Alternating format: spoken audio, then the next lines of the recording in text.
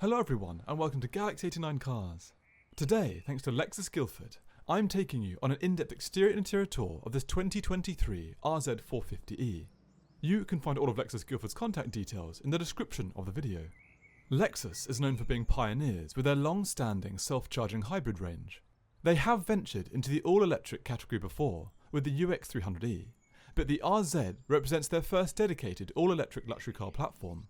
In the UK, there are 4 variants, ranging from premium at the bottom to Takumi at the top, with this being the latter. Built around an aluminium and steel architecture, RZ comes in at 4,805mm long, 1,895mm wide without the mirrors, 1,635mm high, and has a curb weight of 2,070kg.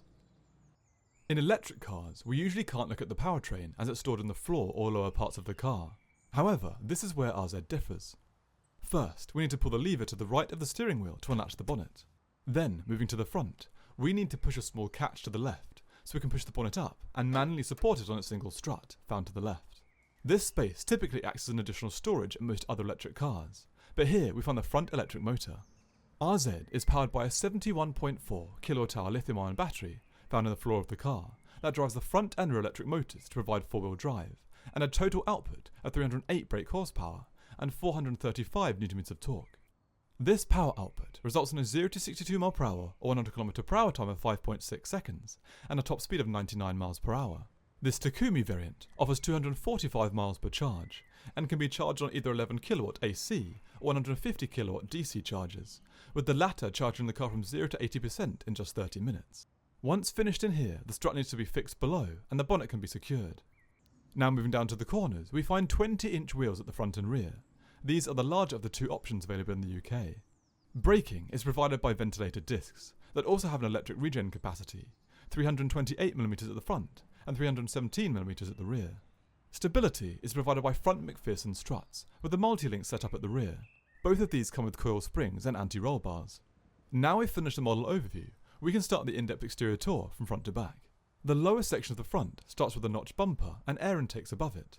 In typical Lexus fashion, we find angular forms above and on either side of this, with intakes on each outside edge to aid airflow around front wheels. The quadruple LED headlight and LED daytime running light array above is complementarily angular. Between these, on the angular nose of the car, we find the front camera for the park assist system joined by the large Lexus badge. There is a long bonnet behind, with strong sweeping lines that run through and around it. As we continue back, we come to the windscreen with its 2 wipers. Now moving down to the lateral aspect, we start with the gloss black side skirts. As we move up, the first feature we come to is a flap for the charging ports. To access the AC and DC ports, this flap needs to be pressed. Now moving up, we come to the gloss black electrically adjustable wing mirrors with cameras integrated into their undersides and blind spot assist to their outside edges. The roof here is a sheet of tinted glass as it facilitates the electrochromic sunroof that we'll see later in the video. At the rear of the roof, we come to a shark's fin antenna with a split wing that presumably helps to lower the rear drag coefficient while not spoiling the car's aesthetic. The roof flows down into a slanted and tinted wiperless rear window that forms an angular tip with the body just as at the front. Below this, we find what Lexus call their signature LED blade light that starts with a strong angular form on either side and the new Lexus badge centrally. Continuing down, we come to the rear camera for the park assist system and the model insignia. On either side there are more dynamic forms, but I'm not sure if these are functional. Finally, we come to the gloss black bumper with the 8 short fin diffuser below. This is to control airflow coming out of the back of the car. Now we've finished the exterior tour, we can move inside. RZ comes with a standard weighty Lexus key that comes with buttons for lock, unlock and the boot. On the inside of the door handle, there is a slim pad that needs to be pressed in to open the door, that can then easily be pulled out. As we look inside for the first time, we see a very updated interior, finished in orange Tahara trim, one of 3 options. I'll focus on each element individually as we progress through the video. The bi-colour door starts at the top with its light cream featureless panel. There is a contrast panel between this and the armrest that comes with the usual controls for the electric mirrors, windows and lock, with the door handle behind it. Moving to the side of the armrest, we find the slim metal door release that requires 2 pulls to open. At the bottom of the door, we come to one of the speakers from the 13-speaker Mark Leveson system and the door storage area. Moving left, we come to the short metal kickplate that comes with Lexus text. Between the door and the steering wheel, we find a manually adjustable air vent with cruise and odometer adjustment. Below this is the seat and wheel setup with memory functions. Here we also find the boot and bonnet releases. The updated interior includes a new wheel layout with buttons for the infotainment system and volume to the left, simplified leather upholstered airbag central, and controls for cruise, lane assist and an instrument cluster to the right.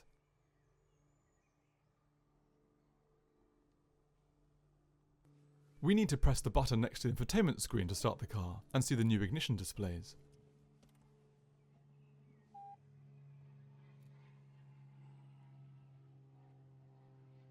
Lexus have gone for a new, all-digital 7-inch instrument cluster with info for total mileage, speed limit, drive mode, speed, gear selected, efficiency, time, assistance systems and range.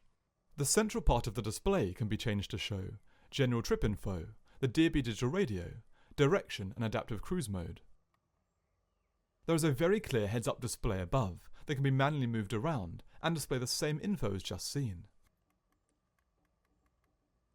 Continuing upwards, we come to a large leather upholstered sun visor with an illuminated vanity mirror. Moving left, we come to the large auto-dimming rearview mirror. In from this are the interior lighting and SOS controls and the glasses case, but also the button for the electrochromic sunroof that changes opacity depending on the voltage being sent to it.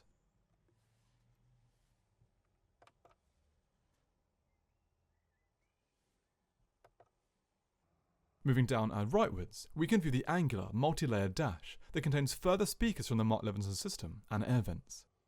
Lexus has flipped its central column layout, now putting the manually adjustable air vent and hazard light buttons at the top and the screen below. Moving down, we find the new 14-inch touchscreen display that is a lot clearer and more responsive than the last system. We can select the different displays using the bar to the right-hand side. Nav is first, with media next, where we find all of the DAB digital radio stations with icons. But Bluetooth pairing and AUX can also be configured here. Bluetooth pairing for calls and messages comes next.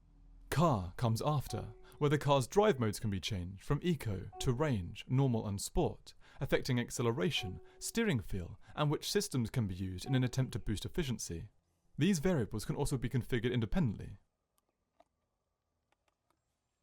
Next, we find controls for the HUD.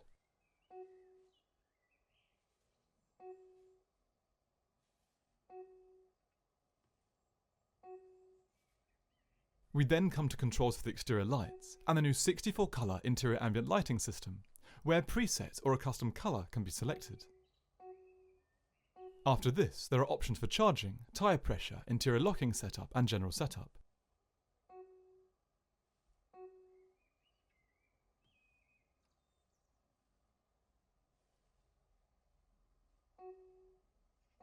The two remaining options on the right are for the web browser and general settings.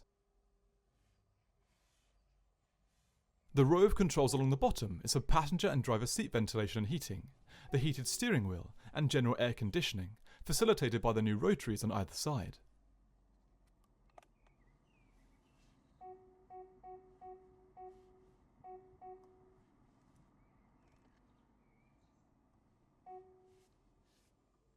Here, we can also visualize a 360-degree parking system.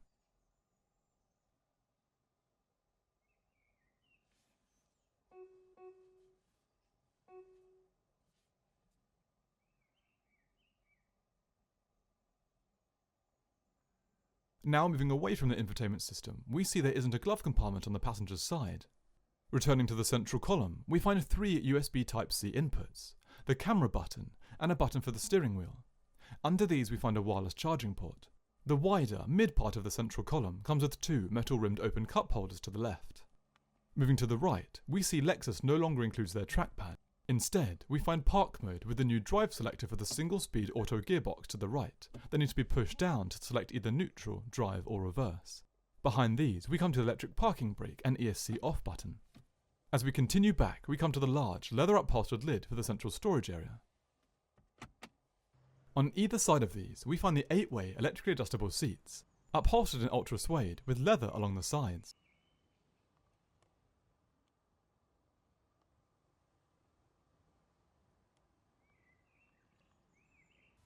All of the movement controls can be found to the seat's outside edge. We can now turn the car off and move into the rear. As previously mentioned, the slim door release needs 2 pulls to open the door. Moving into the rear, we find an equally well equipped and airy space.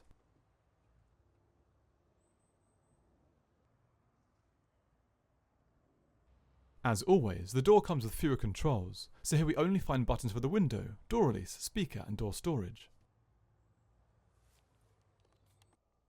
Now taking a POV tour around the rear, we first come to the storage pouch on the rear of the front seat. Moving left, we come to the manually adjustable rear vents that come with seat heating, device and 12-volt inputs underneath. If we continue left, we eventually come to the central occasional seat in the rear bench. It can easily be pulled out to reveal 2 open cup holders. Once put back into position, we can look up, where we find the rear lights and their controls and the expansive 2-part sunroof. Now we've finished the interior, we can move to the boot. The boot door can be easily opened by pressing the button in the front, that on the key or the door itself, where it will raise automatically.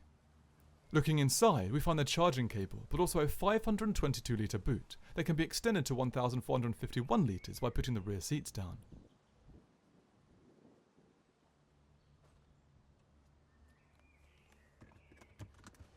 The front portion of the floor can be pulled up to reveal a smaller storage area.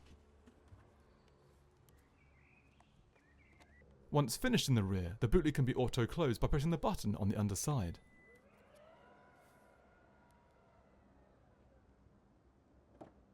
So that concludes my in-depth exterior and interior tour of this 2023 RZ450e. Thanks again to Lexus Guildford for giving me time to produce this video with their car. All of their contact details can be found in the description of the video. Please subscribe for the latest content, and until next time, thanks for watching.